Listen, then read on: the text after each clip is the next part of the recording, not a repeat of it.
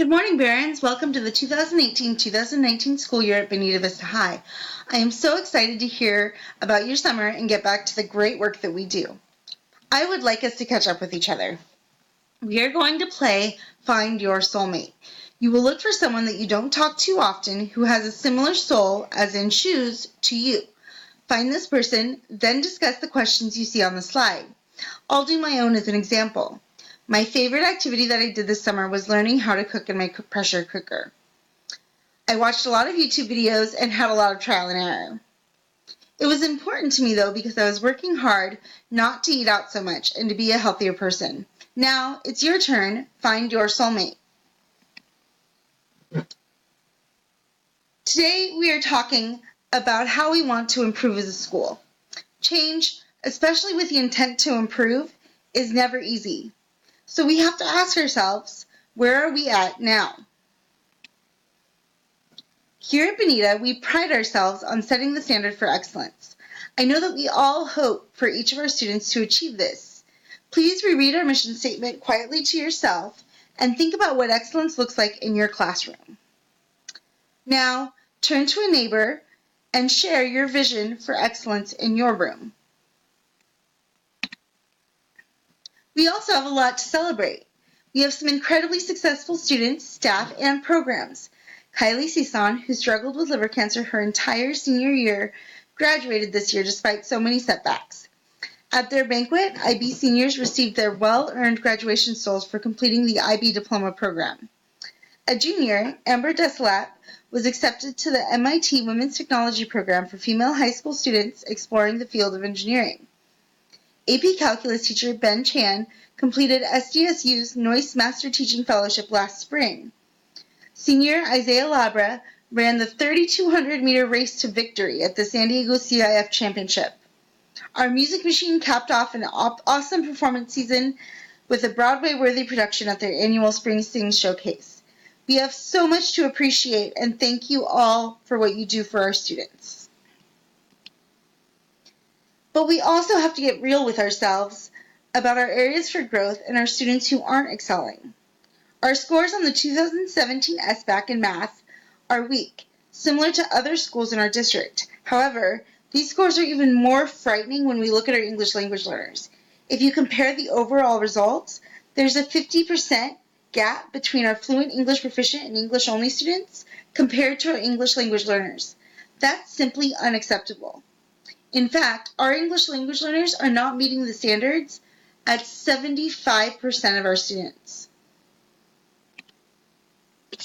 Let's focus in on our scores for claim area number 1, concepts and procedures.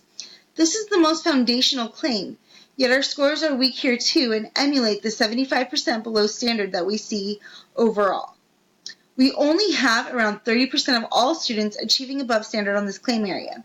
Even more striking, though, we still see a 43% discrepancy in success rates for our fluent English proficient and English only students compared to our English language learners.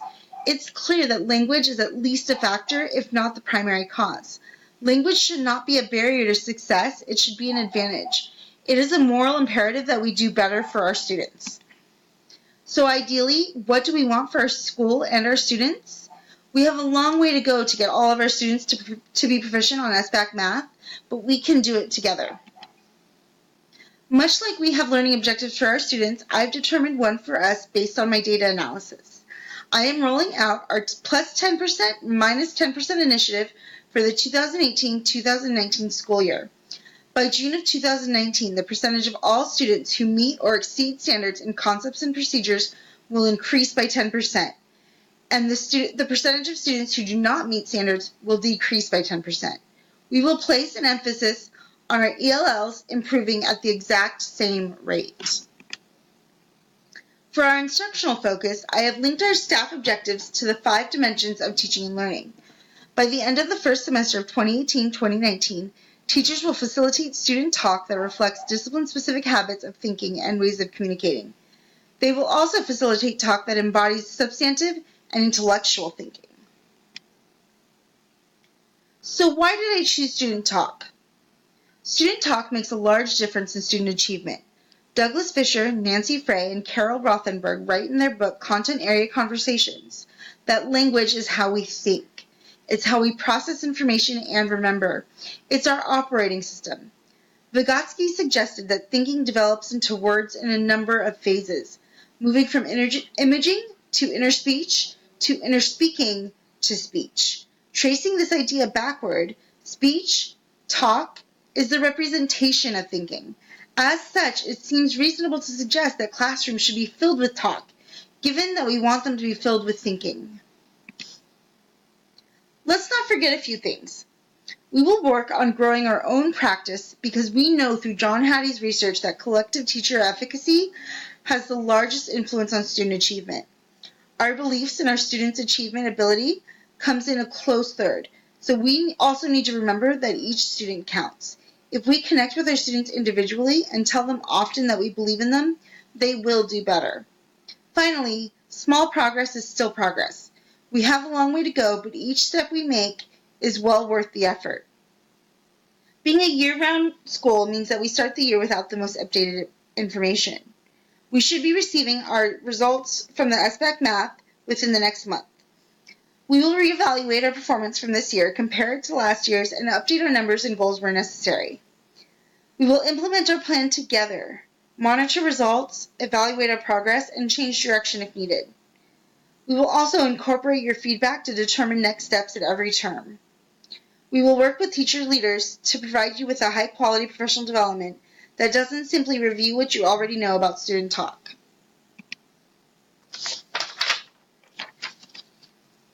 So what is claim area number 1? As you can see on the SBAC document, claim area number 1 for concepts and procedures addresses students' ability to explain and apply mathematical concepts. Students have to describe their thinking and justify their work. But how does it inform instruction? As you saw on the previous slide, the Claim 1 SBAC documents provide a foundation for the concepts and skills that students need to learn. Additionally, mathematical processes should guide classroom instruction, and the progressions of learning are key to making connections. But why did we choose Claim number 1 specifically? We know that about 1/2 of the computer adaptive portion of the SBAC math test assesses Claim 1 concepts and procedures. The ability to understand, explain, and do mathematical concepts and procedures provides foundational knowledge that will support students in more advanced learning. Also, as an English teacher, just beginning to understand the mathematics claims, targets, and standards, I can tell you that this work connects to all subject areas. Students' ability to explain their thinking about what they are learning, concepts, and how they are learning, procedures, is just as important in English language arts, history, and science. So what is this improvement process going to look like? In order to talk about growth, we need to first understand what we are doing or not doing that is causing the problem. I shadowed several students through all of their classes last semester. I chose a wide variety of students, different grade levels, achievement levels, demographics, etc. I also forced myself to do everything that the students were doing. I even did PE with them. Running the mile for Coach Raby is no joke. One of my biggest aha moments was when I noticed that the students and their classmates spent most of their time writing notes, listening to teachers, or daydreaming about prom. Students sat in rows and teachers were doing a majority of the talking. Although I witnessed many positive interactions between teachers and students, the students rarely interacted with their peers. We need to give our students opportunities to talk academically. We need to make our classroom spaces of constructive noise, where students think aloud and respond to one another with feedback on their learning. Most importantly, we need to provide them with the tools and protocols to successfully use language as a mode of learning and demonstrating proficiency. This all comes back to my theory of action.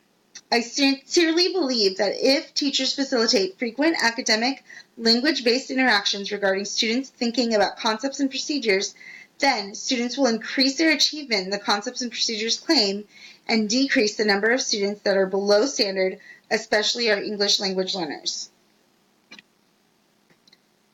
So what are we going to do? Well, today you are going to start by responding to a survey regarding your preferences for school-wide norms and protocols for student talk. Then you will meet with your PLCs and read a chapter from Content Area Conversations, discuss the strategies, and collectively choose one to try. Finally, we'll engage in PD tomorrow that focuses on structured student interactions, especially with a focus on English immersion in all content areas. We have some long-term steps that we'll go over the next few months.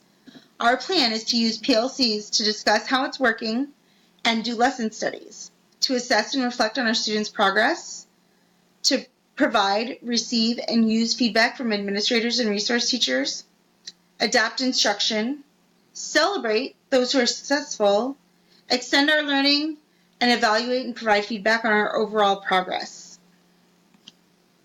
So right now, I'd like you to go to jotonce.com, type in the passphrase BVH Talk, and respond with your honest feedback. All right, Barons, we are known throughout the district and county for setting the standard for excellence, so let's make good on that reputation. Our goal for the year is plus 10%, minus 10%. We can do it together.